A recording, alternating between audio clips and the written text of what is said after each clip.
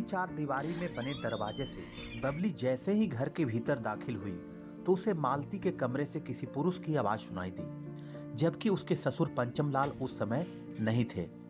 बबली जैसे ही अपने कमरे में गई तो बगल के कमरे से कुछ अजीब सी आवाजें सुनाई देने लगी। उसने अपने पर्स को टेबल पर रखा और बरामदे में आ गई। बाहर निकलकर उसने देखा कि मालती के कमरे का दरवाजा अंदर से बंद था। बबली ने चुपके से दरवाजे में बनी पतली सी झिर्री से देखा तो उसकी आंखें फटे की फटी रह गई। अंदर का दृश्य देखकर वह बिल्कुल दंग रह गई और हैरान हो गई, क्योंकि मालती जिसे अपना भाई बताती थी वह उसके साथ निर्वस्त्र होकर पलंग पर लेटी हुई रंगरेलियां मनाने में व्यस्त थी। दोस्तों, आज की कहानी में हम जानेंगे कि देवरानी किसी पर पुरुष के साथ इश्क लड़ाती रहती है और उसको टोकना जेठानी के लिए मौत का सबब बन जाता है।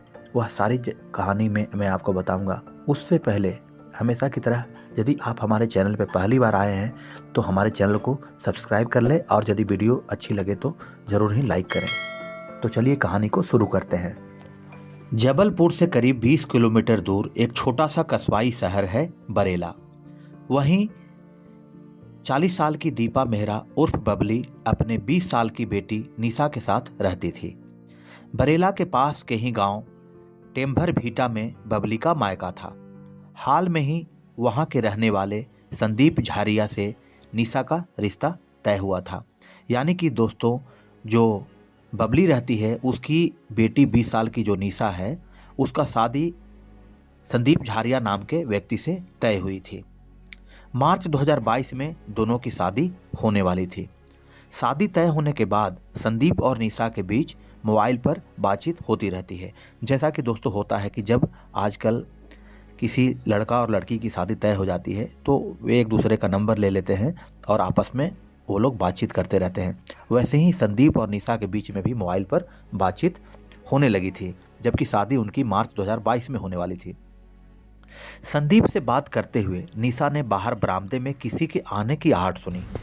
उसने संदीप से कहा, शायद कोई घर पे आया है, बाद में कॉल करती हूँ। इतना कहकर निशा ने कॉल डिस्कनेक्ट कर दिया। काफ़ी समय तक जब निशा का फ़ोन वापस संदीप को नहीं आया तो संदीप ने दोबारा कॉल किया। तब निशा का मोबाइल बंद मिला। इसे पहले तो संदीप ने हल्के में लिया, सोचा बैटरी डिस्चार्ज हो गई होगी। उन्होंने रात के 12 बजे तक निशा को कई दफ़ा फ़ोन मिलाया, लेकिन हर बार फ़ोन बंद आने से वह चिंतित हो गया। घर में एक ही फ़ोन से माँ बेटी का काम चलाते थे। दोनों के लिए एक ही फ़ोन था।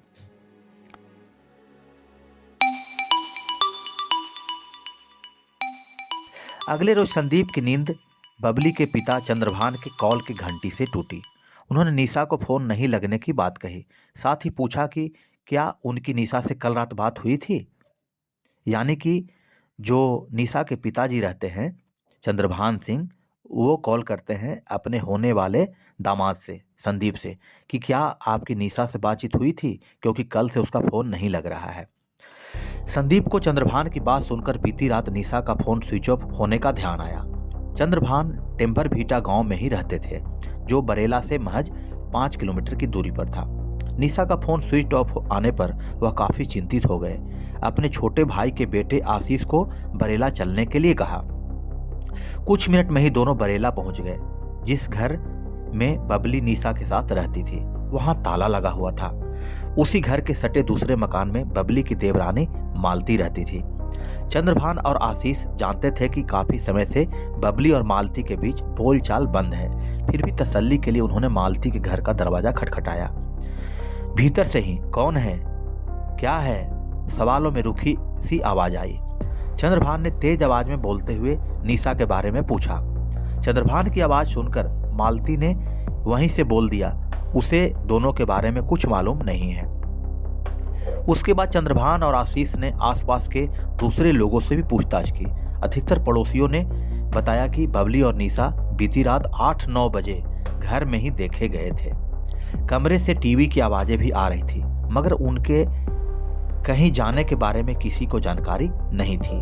दिन निकल आया था। इसी के साथ बरेला के पूरे वार्ड में माँ बेटी के रात से गायब होने की खबर फैल चुकी थी। चंद्रभान ने देर किए बगैर बरेला पुलिस थाने में दोनों के गायब होने की रिपोर्ट लिखाने के लिए कहा। तब संदीप भी वहां आ गया था। बरेला पुलिस ने चंद्रभान और संदीप को पहले अपने रिश्तेदारों के यहाँ खोजने की सलाह दी। चंद्रभान समेत आशीष, संदीप के अलावा दूसरे रिश्तेदारों ने निशा और बबली के बारे में काफी पता लगाया। यही करते करते 3 दिन निकल गए, लेकिन उसका कुछ पता नहीं चला। चंद्रभान ने थाने जाकर गुमशुदगी की सूचना दर्ज करने और उन्हें तलाशने का दबाव बनाया। 1 सप्ताह बीतने के बावजूद पुलिस निशा और बबली को ढूंढने में असफल रही थी। उससे बबली के मायके वालों ने नाराज होकर डीएसपी और एसपी से लेकर सीएम हेल्पलाइन तक में शिकायत कर दी। उन्होंने सीधे सीधे स्थानीय पुलिस के खिलाफ ही शिकायत कर दी। इस बात को लेकर मेहरा समाज के लोगों ने पुलिस प्रशासन के खिलाफ मोर्चा खोल दिया। पुलिस की नाकामी के खिलाफ स्थानीय लोगों ने ज्ञापन देकर बरेला में नेशनल हाईवे 30 को जाम करने की चेतावनी दे दी। उसके बाद पुलिस के आला अधिकारी हरकत में आए।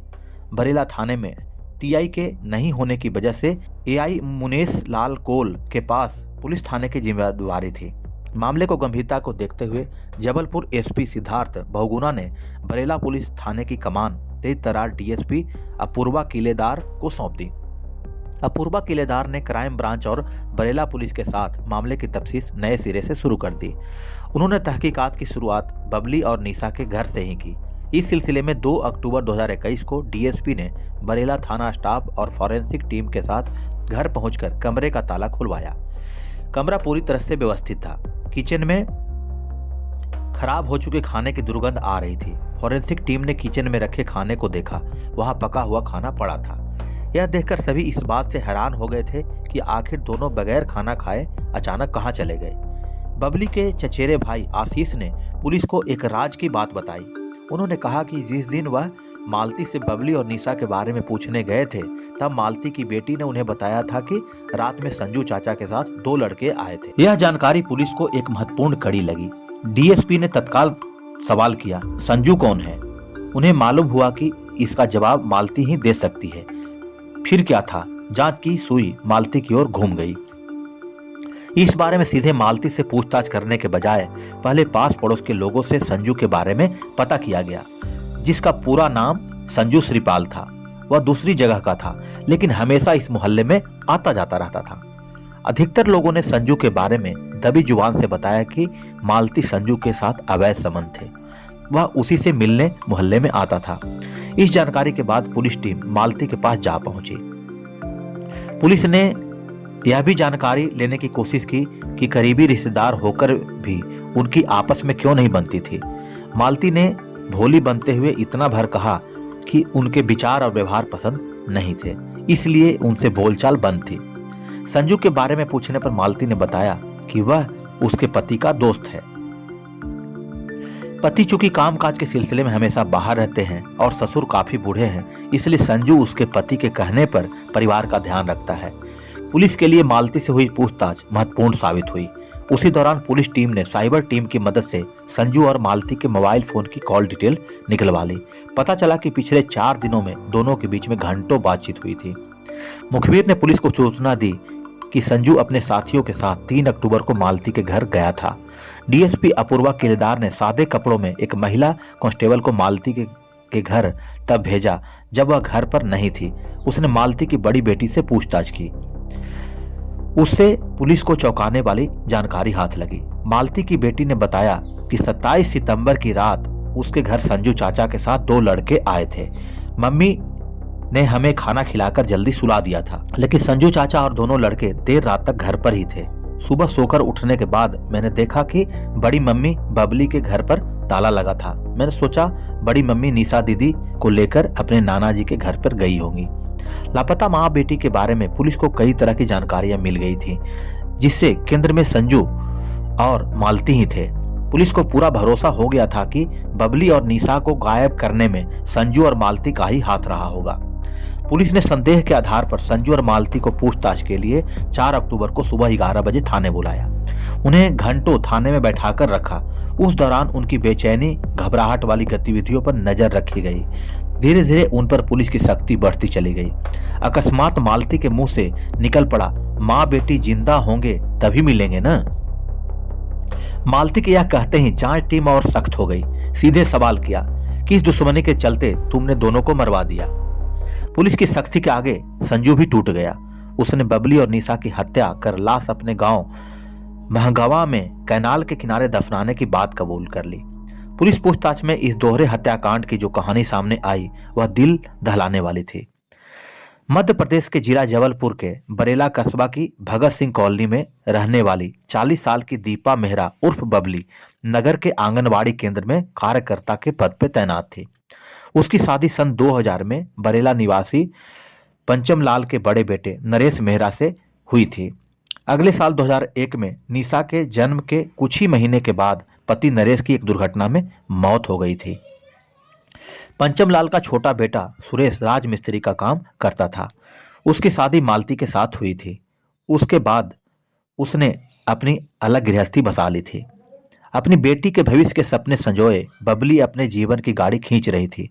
वक्त के साथ निशा जवान हो गई थी और वह सालीवाड़ा गौर के कॉलेज से ग्रेजुएशन के अंतिम साल की पढ़ाई कर रही थी। उसके नाना ने शादी का रिश्ता तय कर दिया था क्योंकि उसके पिताजी तो मर चुके थे।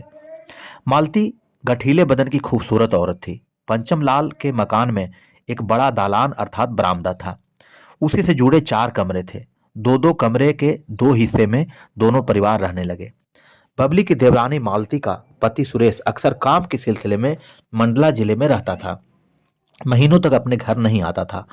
मालती अपनी 3 बेटियों और 76 साल के ससुर पंचम लाल के साथ बरेला में रहती थी। 30 साल की मालती देह सुख से वंचित रहती थी। करीब 5 साल पहले मालती के संपर्क में संजू आया था। वह महगावा गांव का रहने वाला था और सुरेश का परिचित था। दोनों मिलकर काम तलाशते थे। जब सुरेश काम की तलाश में मंडला चला गया तो संजू मालती से मिलने आने लगा। मालती की बेटियों से संजू चॉकलेट और बिस्कुट लेकर आता था। वे उन्हें चाचा कहकर बुलाती थी। मालती के ससुर पंचम लाल बूढ़े हो चले थे। उन्हें सुनाई नहीं देता था। संजू और मालती अकेले में मिलते रहे। दोनों के बीच अवैध संबंध भी बन गए। उन्हें जब अपनी काम वासना की हसरतें पूरी करनी होती थी तब वह बच्चियों को पैसे देकर कुछ खाने पीने के लिए बाहर भेज देता था। करीब 4 साल पहले की बात है। दोपहर के 2 बजे का वक्त था। निशा स्कूल गई हुई थी और बबली आंगनबाड़ी केंद्र से लौटी थी। घर की 4 दीवारी में बने दरवाजे से बबली जैसे ही घर के भीतर दाखिल हुई तो उसे मालती के कमरे से किसी पुरुष की आवाज सुनाई दी, जबकि उसके ससुर पंचम लाल उस समय नहीं थे। यानी कि घर में सिर्फ मालती ही थी। बबली जैसे ही अपने कमरे में गई तो बगल के कमरे से कुछ अजीब सी आवाजें सुनाई देने लगी। उसने अपने पर्स को टेबल पर रखा और बरामदे में आ गई।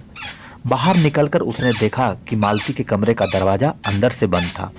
बबली ने चुपके से दरवाजे में बनी पतली झिर्री से आंख लगाकर देखा। अंदर का दृश्य देखकर वह दंग रह गई। देवरानी मालती पलंग पर निर्वस्त्र होकर किसी मर्द के साथ रंगरेलिया मनाने में व्यस्त थी। मालती के साथ रंगरेलिया मना रहे युवक का चेहरा उसे पहचान में नहीं आया था। बबली कुछ समय से देख रही थी कि मालती से मिलने एक युवक अक्सर आता रहता था। उसके बारे में देवरानी से पूछा तो उसने उस युवक को रिश्ते का भाई बताया। उस रोज बबली ने अपनी आंखों से जो सच देखा उसके भीतर आक्रोश भर आया। सब काम छोड़कर कुर्सी डालकर वह बाहर ही बैठ गई। करीब आधे घंटे के बाद जब वह युवक मालती के कमरे से बाहर निकला तो बबली ने उसे पहचान लिया। वह संजू था जिसे वह भाई बताती थी। वही उसका यार था। बबली को संजू के बुरे चरित्र के बारे में मालूम था। शराब का शौकीन, क्रिमिनल माइंडेड का था वह संजू। संजू एक बार अपने गांव की लड़की को लेकर भाग चुका था। उस लड़की का आज तक पता नहीं चला है। 34 साल का संजू शादीशुदा होने के साथ 2 बेटियों का बाप भी था। जब मालती से बबली ने संजू के उस कमरे में होने की बात की तो मालती ने अपनी गलती मानने के बजाय उसे ही भला बुरा कह सुनाया। बबली ने संजू और मालती के संबंधों की बात ससुर पंचम लाल को भी बता दी। इस पर मालती जेठानी बबली से नाराज हो गई। उस दिन के बाद बबली ने मालती से बातचीत करनी बंद कर दी। संजू बेखौफ मालती के घर पर आकर रंगरेलिया मनाने लगा। बबली की बेटी निशा का रिश्ता संदीप के साथ तय हो चुका था। बबली को यह चिंता खाए जा रही थी कि मालती की करतूत का असर कहीं उसकी बेटी के ब्याह पर न पड़ जाए। परिवार की बदनामी की चिंता तो थी ही। मालती शकी स्वभाव की भी थी। उसे लगता था कि भतीजी निशा उस पर नजर रखती है। संजू के आने जाने की हर खबर वह माँ को बबली को बताती है और माँ इसकी शिकायत ससुर से कर देती है। इस संदेह के चलते वह भीतर से डर गई थी कि कहीं उसके और संजू के रिश्ते की बात पति सुरेश तक न पहुंच जाए। संजू के मन में भी कुछ इसी तरह के विचार आ रहे थे। एक रोज मालती ने संजू से कहा कि उनके संबंधों में बबली और उसकी बेटी बाधा बन रही है। उनकी दखलंदाजी काफ़ी बढ़ गई है, उन्हें रास्ते से हटाना होगा। इसी के बाद दोनों ने मिलकर एक योजना बनाई। संजू ने योजना के मुताबिक काम को अंजाम देने के लिए अपने दोस्तों राजा कोल और देवा कोल को शामिल कर लिया। बदले में उन्हें काम पूरा होने पर 1 लाख रुपए देने के लिए भी बताया। उन्हें कुछ पैसे एडवांस भी दे दिए गए। 27 सितंबर 2021 की रात संजू राजा और देवा के घर पहुंच गया। योजना के मुताबिक मालती ने ससुर पंचम लाल के खाने में नींद की गोलियां मिला दी थी, जिससे पंचम लाल गहरी नींद में सो गए थे। तीनों बेटियों को भी जल्दी से खाना खिलाकर सोने के लिए दूसरे कमरे में भेज दिया था। उसके बाद तीनों बबली के आंगन में घात लगाए बैठ गए। रात के करीब 10 बजे बबली जैसे शौचालय की तरफ गई, तीनों ने उसे पीछे से कसकर पकड़ लिया। इस सब से बेखबर निशा कमरे में संदीप से फोन पर बात कर रही थी। बाहर आहट सुनकर उस ओर जाने लगी। तब तक तीनों कमरे में घुस आए। निशा को भी उन्होंने दबोच लिया। उसकी भी उन्होंने गला घोंटकर हत्या कर दी। माँ बेटी की हत्या कर उन्होंने सबको चादर में लपेटा और रात में ही मोटरसाइकिल से नहर के किनारे ले जाकर झाड़ियों में फेंक आए। अगले रोज तीन में लाशों को नमक के साथ एक गड्ढे में दफना दिया। यह काम महगावा नहर के किनारे एकदम सुनसान इलाके में किया गया, जो मुख्य रोड से लगभग 800 मीटर अंदर की तरफ था। एसडीएम प्रमोद सेनगुप्ता और तहसीलदार की उपस्थिति में पुलिस ने 4 मजदूरों की मदद से जब जमीन की खुदाई कराई, तब लगभग 5 फीट गहरे खड्डे में 2 लाशें मिली। दोनों लाशें ऊपर नीचे रखी हुई थी। उन पर काफी मात्रा में नमक डाली गई थी। ऊपर निशा की निर्वस्त्र लाश थी, उसके नीचे बबली की लाश थी। वह अर्धनग्न थी। बबली के गले में फीता बंधा था। घटनास्थल पर शवों की पहचान बबली और उसकी बेटी निशा के रूप में हुई। परिजनों और रिश्तेदारों के बयान दर्ज किए गए। लाशों को पोस्टमार्टम करवाने के बाद उनका अंतिम संस्कार करवाया गया। इस हत्याकांड में राजा और देवा की तलाश की गई। वे भी जल्द ही गिरफ्तार कर लिए गए।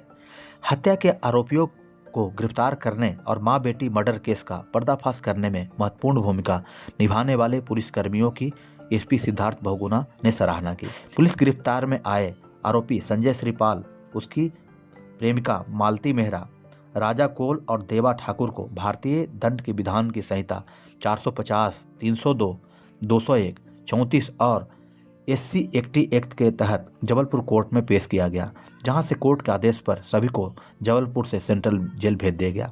दोस्तों, मेरा कहानी कहने का उद्देश्य ये नहीं है कि किसी की भावनाओं को आहत किया जाए।